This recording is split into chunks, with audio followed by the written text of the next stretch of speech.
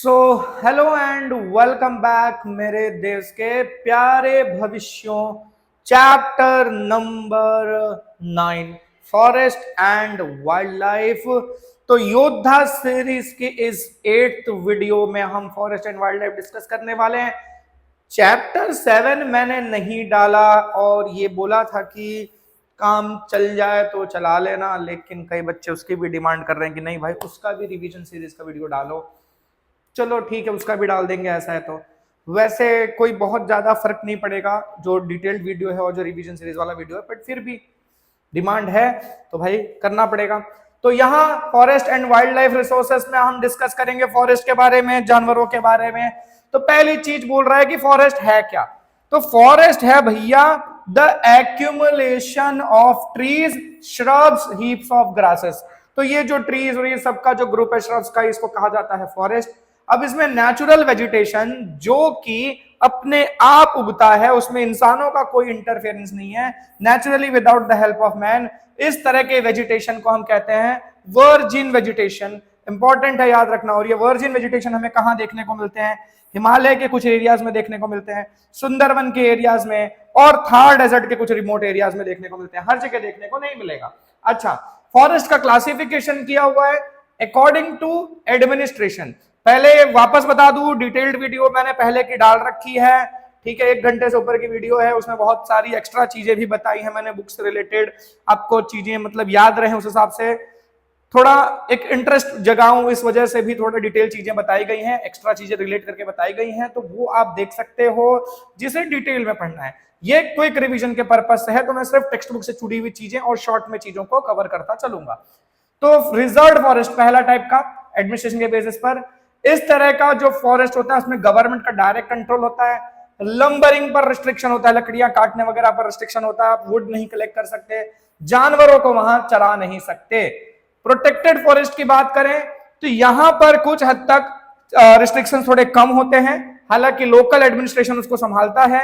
Local लोग जो है वहां के, उनको लकड़ियां कलेक्ट करने का परमिशन होता है, अपने जानवरों को वहां चराने की भी उनको परमिशन होती है, बट वेजिटेशन को नुकसान पहुंचाए बिना।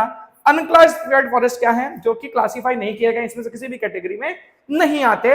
यहां पेड़ काटना, एनिमल ग्रेजिंग, किसी भी चीज पर कोई रिस्ट्रिक्शन वगैरह नहीं है।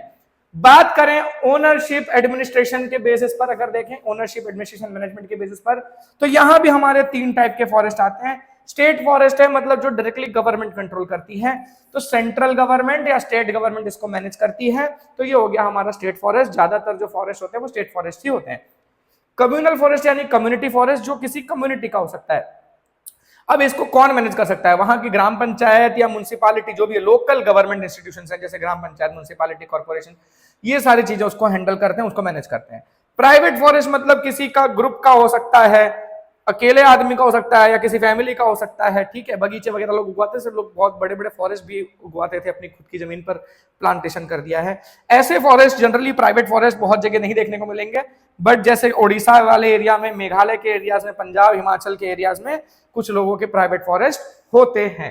अच्छा, फिर क्या बोला इसमें? These forest are in haphazard condition. अब बहुत बुरी कंडीशन में है इस टाइम पर देखा जाए तो फॉरेस्ट, और लगभग बैरन हो चुके हैं। डिफॉरेस्टेशन, पेड़ों को काटना, जंगलों को बर्बाद करना, दैट इज डिफॉरेस्टेशन। तो ये बोल रहे हैं डिस्ट्रक्शन ऑफ फॉरेस्ट को हम डिफॉरेस्टेशन कहते हैं। ये सिर्फ एक देश की समस्या नहीं है, ग्लोबल प्रॉब्लम है। अच्छा, अब ये भी कहा जाता है कि deforestation is result of progress of man. इंसान के प्रोग्रेस की वजह से डिफॉरेस्टेशन हो रहा है, जितना हम डेवलपमेंट कर रहे हैं, पेड़ों को काटते जा रहे हैं, दैट इज डिफॉरेस्टेशन। अच्छा, फिर बोल रहे हैं कि ट्रीज वैसे नेचुरली भी डिस्ट्रॉय होते हैं, बट नेचुरल तरीके से, जैसे फॉरेस्ट फायर वगैरह होता है और कभी बीमारियां फैल जाती हैं जंगल में, तो वो फैक्टर्स हैं, बट उनका असर ना के बराबर है, बहुत कम है। मेन जो असर है फॉरेस्ट को बर्बाद करने में, जो सबसे रिस्पॉन्सिबल फैक्टर है, वो है ह्यूमन, यानी हम ही सबसे ज्यादा फॉरेस्ट को बर्बाद करते हैं। अब ये तो अगर डिफॉरेस्टेशन, इंपैक्ट क्या है डिफॉरेस्टेशन का? तो इंपैक्ट क्या है डिफॉरेस्टेशन का? कि भाई CO2 का जो लेवल है वो बढ़ जाता है। अब आपको पता है पेड़ CO2 एब्जॉर्ब करते हैं, लेकिन अगर हम पेड़ बहुत सारा काट दें तो CO2 का लेवल एटमॉस्फेयर में बढ़ जाएगा, जो कि ग्रीन हाउस गैस है, जिसकी वजह से ग्रीन हाउस इफेक्ट बहुत ज्यादा इंटेंस हो जाता है, ग्लोबल वार्मिंग जैसी सिचुएशन पैदा होती है। अच्छा, सॉइल की फर्टिलिटी डिक्रीज होती है। सॉइल, आपको पता है कि जो रूट्स होते हैं वो सॉइल को पकड़ के रखते हैं। अगर हमने प्लांट्स को काट दिया है, पेड़ों को काट दिया, तो सॉइल इरोजन होगा, जिसके सॉइल की फर्टिलिटी खराब होगी। अच्छा, जानवर जो है वहां के जानवर, बर्ड्स, ये सब हैं, वो अपना जो अबॉर्ड है यानी उनका जो रहने की जगह है वो खो देते हैं। आपने जंगल काट दिया, वो बेचारे रहेंगे कहाँ, जाएंगे कहाँ। अच्छा, इस वजह से क्या होता है, कई बार ये वाइल्ड एनिमल्स जो हैं वो अर्बन एरियाज में एंटर हो जाते हैं पानी और खाने की तलाश में। आजकल न्यूज वगैरह में देखने को मिलता है तेंदुआ घुसाया शहर में, तो ये सारी चीजें होने लग गई हैं। फिर कई जगहों पर हम देख रहे हैं कि कार्निवोरस एनिमल्स जो हैं वो डोमेस्टिक एनिमल्स पर अटैक कर रहे हैं, मतलब जो आसपास के एरिया में रहने वाले चरवाहे वगैरह लोग हैं, शेफर्ड वगैरह हैं, उनके जो जानवर होते हैं वो उनके ऊपर अटैक कर देते हैं ये वाइल्ड एनिमल्स, क्योंकि भाई उनको जंगल में तो कुछ मिल नहीं रहा है, तो अगल बगल के एरिया में अप्रोच करेंगे तो वहां मिलेगा, तो वहां अटैक करके खा जाते हैं। इसकी वजह से क्लाइमेट चेंज जैसी भी समस्या आती है, फ्लड्स की भी प्रॉब्लम्स आती है, लैंडस्लाइड्स की भी प्रॉब्लम्स आती हैं डिफॉरेस्टेशन की वजह से। अच्छा, फिर बात करें फॉरेस्ट कंजर्वेशन के रेमेडीज, फॉरेस्ट को हम कैसे कंजर्व करें, तो बोल रहे हैं कि हमें ऑप्शन ढूंढना चाहिए किसका, वुड का।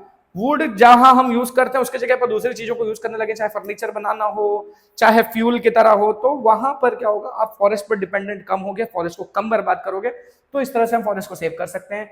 दूसरा ये कि अगर हमें ट्रीज काटना ही पड़ा, हमारी जरूरत है उन ट्रीज को काटना, तो काटने के बाद नए ट्रीज, वो भी सेम स्पीसीज के, जिस स्पीसीज की ट्री को काटा गया है उसी स्पीसीज की ट्री को वापस हमें लगाना चाहिए बड़े स्केल पर, उनकी मतलब कह सकते हैं प्लांटेशन उनका हमें करना चाहिए। अच्छा, जो ट्रीज पूरी तरह से ग्रो नहीं हुए हैं उन्हें काटने पर कंप्लीट बैन होना चाहिए, उनको तो काटना ही नहीं देना है, कुछ भी कर लो नहीं कटेगा, बड़ा है तो कुछ कंडीशंस में काटा जा सकता है, छोटे पेड़ों को नहीं काटना है। अच्छा, फिर अगर कोई इंडस्ट्री फॉरेस्ट में से रॉ मटेरियल लेती है, कई इंडस्ट्रीज है भाई जिनका रॉ मटेरियल आता है फॉरेस्ट से, ठीक है, तो अगर वो रॉ मटेरियल ले रही है वहां से फॉरेस्ट से, तो उनको रिस्ट्रिक्ट, मतलब उनके लिए एक स्ट्रिक्ट नियम बनाना चाहिए कि वो ज्यादा से ज्यादा एफॉरेस्टेशन का काम करें। आपको लेना है फॉरेस्ट से प्रोडक्ट तो लो, लेकिन उसके बदले में और ज्यादा फॉरेस्ट को डेवलप करने में काम करो। अच्छा, इको टूरिज्म के नाम पर जो फॉरेस्ट में डैमेजेस होते हैं, लोग घूमने फिरने जाते हैं उसमें फॉरेस्ट को बर्बाद करते हैं, कचरा वगैरह डालते हैं वहां पर, उस चीज पर हमें रोक लगाने की जरूरत है, स्ट्रिक्टली उन्हीं चीजों को रोकना चाहिए। वाइड स्प्रेड पब्लिक अवेयरनेस फैलाना चाहिए, लोगों के अंदर अवेयरनेस लाओ कि लोग जितना अवेयर होंगे वो उन चीजों को समझेंगे, फॉरेस्ट की इंपॉर्टेंस को समझेंगे, तो फॉरेस्ट को बर्बाद नहीं करेंगे।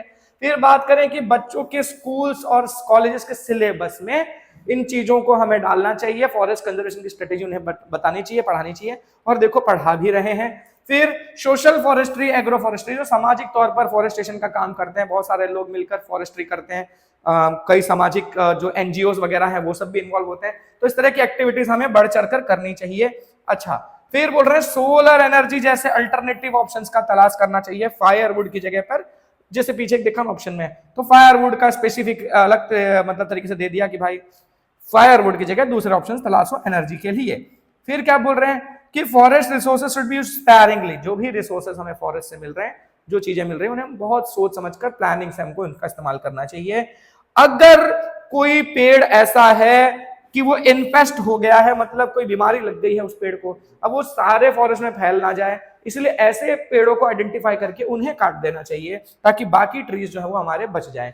फॉरेस्ट फायर की वजह से बहुत ज्यादा नुकसान होता है, तो इस वजह से हमें एक सेपरेट सिस्टम या एक सेपरेट फोर्स बनानी चाहिए जो स्पेशली जंगलों की आग को बुझाने में काम करे। अब वैसे तो फायर ब्रिगेड की ही टीमें जाती हैं जंगलों को, जंगल वगैरह आग लग गई बुझाने के लिए, बट वो उस तरह से ट्रेंड नहीं होते कि वो जंगलों की आग को कंट्रोल करे। भाई जंगल की आग बड़े डेंजरस तरीके से फैलती है, तो इसलिए स्पेशल टीम उनके लिए बनानी चाहिए, जंगल को आग, जो जंगल में आग लगती है उसको रोकने के लिए।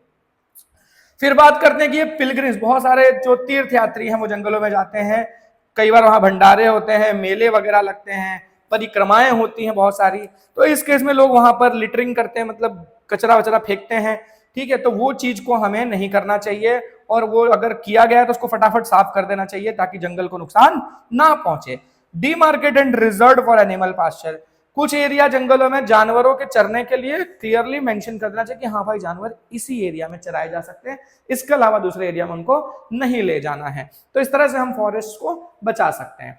अब बात करें कुछ जानवरों की स्पीसीज की, तो यहां पर बता रहे हैं कि हमारे यहाँ दुनिया में एनिमल्स और बर्ड्स की 15 लाख स्पीसीज हैं, जिसमें से इंडिया के अंदर 81,251 टाइप की स्पीसीज पाई जाती हैं। अब इंडिया में भी बहुत ज्यादा संख्या में कई वैरायटी की स्पीसीज देखने को मिल रही है। ये क्या रीजन है, क्यों है ऐसा? क्योंकि इंडिया का जो क्लाइमेट है, जो फिजियोग्राफी है, वो बहुत ही डाइवर्स है, और इतनी वैरायटी होने की वजह से कई तरह के स्पीसीज यहाँ सर्वाइव कर सकते हैं। तो इस वजह से हमारे यहाँ इतनी वैरायटी के स्पीसीज देखने को मिलते हैं, जैसे कि अफ्रीकन जराक, European wolf, wild goat, Kashmiri deer वगैरह वगैरह। ठीक है, अच्छा अब इसमें बता रहे हैं कि स्नो लेपर्ड और रेड पांडा, ठीक है, ये हमारे यहाँ बड़े स्पेशल टाइप के जानवर देखने को मिलते हैं जो बहुत रेयर स्पीसीज में गिने जाते हैं, सिर्फ हिमालयन रीजन में देखने को मिलते हैं ये स्नो लेपर्ड्स वगैरह। फिर India is the only country in the world, पूरी दुनिया में इंडिया ही इकलौता देश है जहां टाइगर और लायन अपने नेचुरल हैबिटेट है, मतलब फ्रीली जंगल में अपना घूम फिर रहे हैं, देखने को मिल रहे हैं। वरना और जगहों पर जो लायन टाइगर बचे हैं वो पिंजरे में है, बट हमारे यहाँ फ्री अपने हिसाब से जंगल में नेचुरल एटमॉस्फेयर में अगर घूम फिर पा रहे हैं तो वो सिर्फ और सिर्फ इंडिया के अंदर है। अच्छा, माइग्रेटरी बर्ड्स बहुत सारी दुनिया के अलग अलग हिस्सों से, अलग अलग देशों से इंडिया में आते हैं विंटर के सीजन में। कहाँ कहाँ आते हैं, जैसे केवलादेव नेशनल पार्क में, भरतपुर राजस्थान में, नल सरोवर, ठीक है। अच्छा, ये मतलब ये केवलादेव नेशनल पार्क भरतपुर में है, फिर गुजरात का नल सरोवर, इन सब जगहों पर आते हैं। सी टर्टल्स की बात कर रहे हैं कि ओडिशा के किनारों पर बहुत सारे सी टर्टल्स अपना एग देने आते हैं। इंडियन पाइथन, किंग कोबरा जैसे बहुत मतलब अनोखे टाइप के सांप वगैरह इंडिया के रेन फॉरेस्ट, जो साउथ इंडिया के रेन फॉरेस्ट है, वहां हमको देखने को मिलते हैं। अब बात हो रही है वाइल्ड लाइफ ऑन एक्सटिंक्शन, बहुत सारे जानवर जो हैं वो मतलब एक्सटिंक्शन की कगार पे आ चुके हैं, मतलब खत्म होने वाली उनकी स्पीसीज ऐसी सिचुएशन में आ चुके हैं। तो यहाँ बता रहे हैं टाइगर्स जो है गुजरात से पूरी तरह से गायब हो चुके हैं। पहले गुजरात में भी टाइगर्स, वो ईडर वगैरह का एरिया वहां देखने को मिलते थे, बट अब वहां देखने को नहीं मिल रहे हैं। चीता भी लगभग इंडिया के सारे फॉरेस्ट से गायब हो चुका है। चिलोत्रो बर्ड हमको अरुणाचल के हिस्सों में, नॉर्थ ईस्ट के हिस्सों में देखने को मिलता था, ये चिलोत्रो बर्ड, अब वो भी हमको देखने को जल्दी नहीं मिलता। फ्रेश वाटर एलिगेटर्स देखने को नहीं मिलते जल्दी। गंगा रिवर डॉल्फिन हमको देखने को मिलती थी, वो भी अब बहुत मुश्किल से देखने को मिलती है। जो सी टर्टल्स ओडिशा के कोस्ट पर या गुजरात के कोस्ट पर आते थे, वो भी अब बहुत ना के बराबर देखने को मिल रहे हैं, लगातार उनकी संख्या घट रही है। वाटरफॉल, जिसको हम जल बिलाड़ी कहते हैं, पहले नर्मदा, तापी, मही, साबरमती इन रिवर्स में देखने को मिल जाती थी, बट अब ये भी लगभग खत्म हो चुकी है, अब देखने को नहीं मिलती। कहीं इक्का दुक्का बच्चे होंगे बेचारे छुप के जी रहे होंगे। अच्छा, reasons for destruction of wild life, अब क्यों ऐसा है कि ये वाइल्ड लाइफ को इतना डिस्ट्रक्शन हो रहा है? जंगलों का तो देख लिया हमने, जानवर कैसे डिस्ट्रॉय हो रहे हैं उसको भी देख लेते हैं। इसमें भी भाई वजह हम ही हैं, हर चीज की, हर मुसीबत की जड़ हम इंसान ही हैं। वाह भाई, पढ़ भी हम ही रहे, सोल्यूशन भी हम ही को पता है, लेकिन प्रॉब्लम भी हम ही ने क्रिएट की है और प्रॉब्लम क्रिएट करते जा रहे हैं। अच्छा, अब बात यह है कि destruction of forest is the main reason. अब देखो बात क्या है ना, हम जंगलों को काट दे रहे हैं, अब जंगल उनका नेचुरल हैबिटेट है जानवरों का, बर्ड्स का, सबका। अब आप उसका घर ही छीन लोगे तो भाई वो कैसे रहेगा? हमको अगर घर के बाहर रहना पड़े रेगुलर तो हम जी पाएंगे? नहीं जी पाएंगे। तो आप उनका घर छीन लोगे तो कैसे रहेंगे? अच्छा, फिर हंटिंग एक एक्टिविटी है, उनके बाल, उनके स्किन वगैरह के लिए, बोन्स के लिए, हॉर्न्स, नेल्स, तो जानवरों के बहुत सारे पार्ट्स जो हैं, कई लोगों को उनको रखने का शौक होता है, उनके पार्ट से बहुत सारे मेडिसिन बनते हैं, परफ्यूम बनता है, तो ऐसे बहुत डिमांड में है इनके जो बॉडी के पार्ट्स हैं, इस वजह से इनको हंट किया जाता है, तो इस वजह से भी ये खत्म हो रहे हैं। इसके अलावा बहुत सारे हम मल्टीपर्पज प्रोजेक्ट्स, रोड्स और ये सब बना रहे हैं, तो उसके लिए जंगलों को काटना पड़ता है, ठीक है, और उस वजह से भी मतलब जानवरों पे उसका बहुत बुरा असर पड़ता है। फिर बात करें forest lands being encroached for grass fuel for grazing, अपने जानवरों को चराने के लिए हम जंगलों में जा रहे हैं, वहां से फ्यूल ले रहे हैं, ठीक है, तो इस वजह से कई बार हम वहां पर मतलब ऐसे इन्वॉल्व हो रहे हैं कि जानवर हमसे देख के हट जाते हैं। अब वो बड़ा एरिया हमने कैप्चर कर लिया तो जानवरों को उसका नुकसान सहना पड़ता है। अब वो उस एरिया में नहीं आएंगे तो भाई दूसरे एरिया में रहेंगे, अब वो लिमिटेड एरिया में रहेंगे, उनकी लाइफ पर बुरा असर पड़ेगा, अल्टीमेटली निपट जाएंगे बेचारे, कम एरिया में खाना पीने का प्रॉब्लम होने लग जाएगा। कई बार फॉरेस्ट फायर की वजह से भी कई स्पीसीज उसमें जलकर मर जाते हैं। फिर बता रहे हैं कि हाँ, कई बार ये होता है जैसे कि उनका जो मेन बच्चे वगैरह दिए होते हैं उन्होंने, उसी टाइम पर फॉरेस्ट फायर वगैरह लग जाए तो पूरी स्पीसीज खत्म होने लग जाती है। फिर ये बता रहे हैं कि कई बार इंसानों के साथ कन्फ्लिक्ट हो जाता है। अब आप जंगल काट रहे हो, बता रहे हैं कि जैसे तेंदुए वगैरह आ गए, तब क्या है कई बार ये जानवर जब इंसानी एरिया में आ जाते हैं तो इंसानों के साथ आमना सामना हो जाएगा। अब इंसान तो उसको भाई रिस्क लगेगा ना कि भाई ये आ रहा है इस एरिया में, अपने लिए खतरा है, तो इंसान उसको मार देते हैं, तो इस वजह से भी जानवरों को मार दिया जाता है। फिर बायो मेडिसिन वगैरह बनते हैं इन जानवरों के कई बॉडी के पार्ट में से, इसकी वजह से, परफ्यूम की वजह से, इन सब के लिए भी जानवरों को मार दिया जाता है।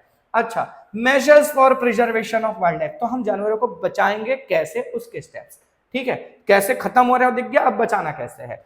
तो भाई जाहिर सी बात है फॉरेस्ट को बचाओ, क्योंकि फॉरेस्ट ही उनका नेचुरल घर है। फॉरेस्ट संभालोगे तो जानवर उसी में अच्छे से रहेंगे।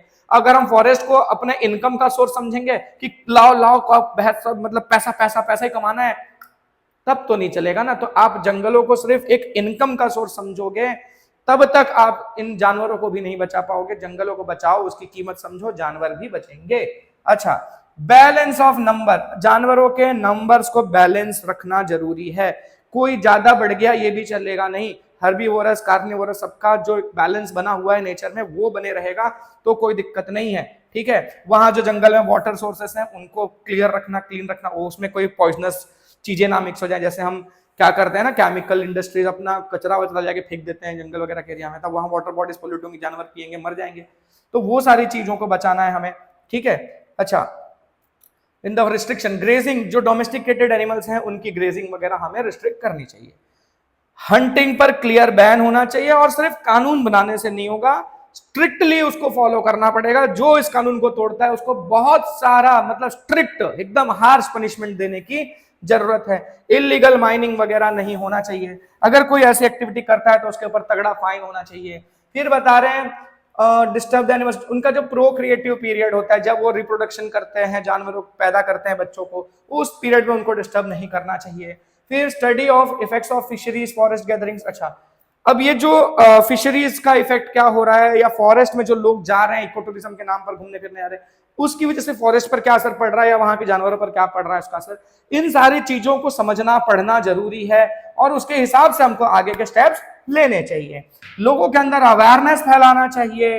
अच्छा, और अगर कोई जो वाइल्ड लाइफ प्रोटेक्शन टीम है, जिनको ये काम दिया गया है इन जानवरों को प्रोटेक्ट करने का, उनकी देखभाल करने का, अगर वो लोग इसको अच्छे से नहीं कर रहे हैं तो उनके ऊपर प्रेशर बनाना चाहिए। तो ये सारी चीजें हम करेंगे जानवरों को बचाने के लिए।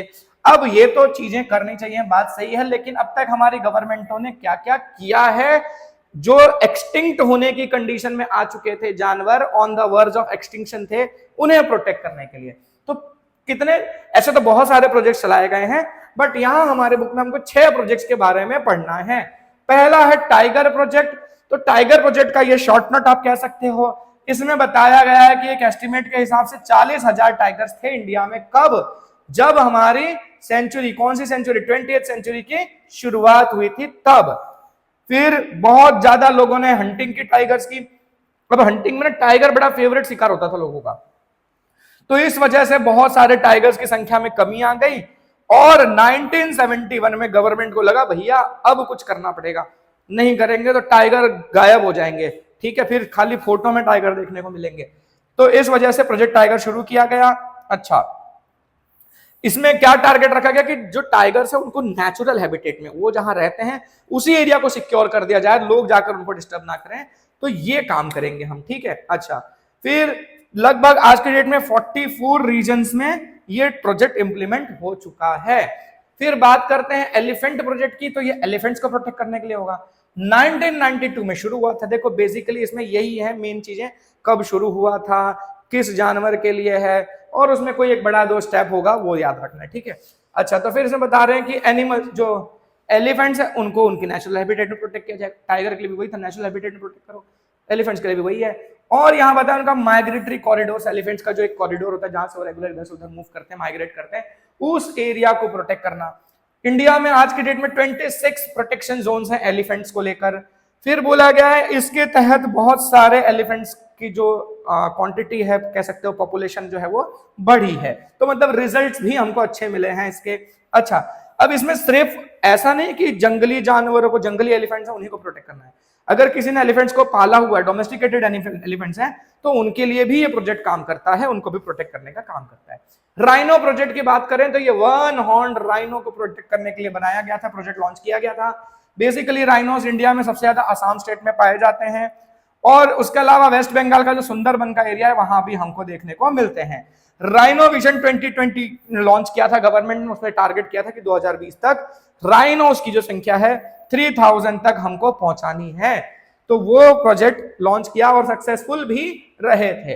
प्रोजेक्ट क्रोकोडाइल, तो क्रोकोडाइल को प्रोटेक्ट करने के लिए इसमें बेसिकली जो एलिगेटर्स हैं, फ्रेश वाटर के एलिगेटर्स हैं, उनको प्रोटेक्ट करने के लिए लॉन्च किया गया था 1970 में। अच्छा, गवर्नमेंट ने समय रहते ये स्टेप ले लिया तो भाई कुछ रिजल्ट उसका हमको देखने को मिला। वल्चर प्रोजेक्ट, तो वल्चर को प्रोटेक्ट करना क्यों जरूरी है भैया? क्लीनलीनेस वर्कर है, स्कैवेंजर्स, ये साफ सफाई का काम करते हैं, सफाई कर्मचारी हैं नेचर के। अच्छा, ये क्यों की सफाई कर्मचारी क्यों भैया? डेड एनिमल्स, जो जानवर मर गए हैं, अब उनकी बॉडी सड़ती गलती है, स्मेल करती है, प्रॉब्लम्स करती है, तो उसको ही खा जाते हैं, तो क्लीन मतलब कह सकते हो साफ सफाई मेंटेन कर देते हैं। इंडिया के अंदर हम देखते हैं 9 टाइप के वल्चर हमको देखने को मिलते हैं, 9 सबस्पीसीज हैं। वल्चर की संख्या बहुत ज्यादा कम होने लग गई थी, तो इसके तहत गवर्नमेंट ने फिर 2004 में प्रोजेक्ट वल्चर को लॉन्च किया था। Snow leopard project, snow leopard generally high altitude में, हिमालयन रीजन में 3000 मीटर के आसपास की ऊंचाई में देखने को मिलते हैं, सिर्फ स्नो वाले एरिया में ही रहते हैं। 2000 में हमने ये प्रोजेक्ट स्टार्ट किया था ईयर 2000 में। अच्छा, अब इसमें क्या किया गया, जो लोकल लोग हैं उनके अंदर भी इसको लेकर अवेयरनेस लाया गया, उनको इन्वॉल्व कर ये प्रोजेक्ट चलाया गया। अच्छा, और ये भी बता रहे हैं कि purpose to increase the knowledge, ठीक है। फिर other projects which are operational, इसके अलावा इन जानवरों के लिए भी कश्मीरी अंगूल, रेड पांडा, मणिपुर तमिल प्रोजेक्ट, ये सारी चीजें हैं भाई, इनके ऊपर भी प्रोजेक्ट चल रहे हैं। फिर बात करें सेंचुरी की, सेंचुरी क्या है? प्रोटेक्शन जोन्स बनाए गए हैं, ठीक है। 3 टाइप के प्रोटेक्शन जोन्स आते हैं, sanctuaries, national parks and bio reserve zones. तो पहला है हमारा सेंचुरीज, और सेंचुरीज में बताएंगे कि इसमें कुछ हद तक ह्यूमंस का इन्वॉल्वमेंट, आना जाना अलाउड होता है, ह्यूमन एक्टिविटीज कुछ हद तक परमिटेड है। यहां पर डोमेस्टिकेटेड एनिमल्स को ग्रेजिंग करना भी अलाउड है, लेकिन परमिशन लेने के बाद। फिर बता रहे हैं कुछ स्पेसिफिक स्पीसीज को टारगेट कर सेंचुरीज बनाई जाती हैं, कुछ गिने चुने स्पीसीज के ही ऊपर टारगेटेड होता है पूरा प्रोग्राम, तो उस हिसाब से सेंचुरीज बनाई गई हैं। अच्छा, फिर गवर्नमेंट जो है ना, वो कई कुछ नियम कानून को फॉलो करके कुछ चीजों को ध्यान में रखकर इस चीज को बनाती है। एग्जांपल्स दिए पेरियार, चंद्रप्रभा, एतुरनगरम। पेरियार कहां पर है? हमारा केरला में। चंद्रप्रभा कहां पर है? उत्तर प्रदेश में। एतुरनगरम कहां है? तेलंगाना में। मैप के लिए याद रखना जरूरी है, मैप में आते हैं, ठीक है। अब ये जो है मैंने एक्स्ट्रा डाल दिया कि किसके लिए, वो कौन से एनिमल को लेकर टारगेटेड है, क्योंकि सेंचुरीज पर्टिकुलर एनिमल्स को लेकर टारगेटेड होती हैं, तो ये चीजें मैंने डाल दी है।